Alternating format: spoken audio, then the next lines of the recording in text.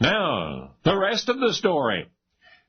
It was actually available in drugstores, over the counter, well over a century ago. You could just walk right in and buy it.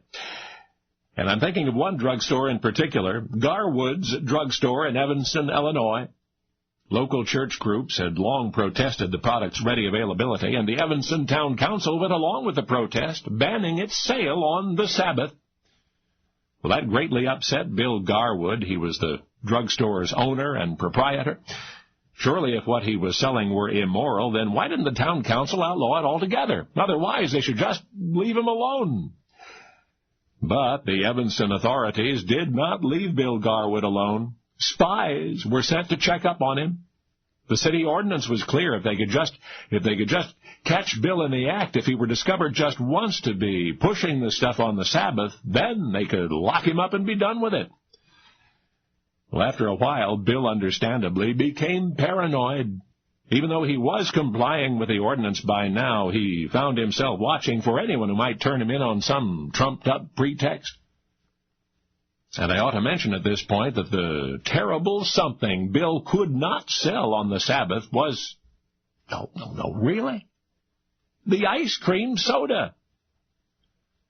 That's right, the ordinary, everyday drugstore ice cream soda was the bubbly band in Evanston. You know, Garwood's even then was a landmark of sorts, a place where the whole community just naturally gathered to meet and shoot the breeze, mostly two at a time. In some towns it was the courthouse or the barber shop, but in Evanston it was Garwood's. Now, just outside on the corner was a fine, big shade tree. Bill had rigged up a signal bell at the curb within reach of passing carriage drivers. That way, Bill's patrons could ring for service without getting out of their carriages. They could even ask for an ice cream soda to sip in the shade of that big old tree. A drive-through drugstore. Curb service over a century ago. Much of Bill's income came from those sodas. In fact, he sold so many that they paid for his entire stock of drugs, and the sodas sold for only a nickel apiece. But then in 1875, a wave of reform hit Evanston. That's when the city ordinance came into effect, the law which banned the sale of ice cream sodas on the Sabbath. For one thing, argued the moralists, it was a frivolous concoction, not the sort of thing decent folks would consume on the day of worship.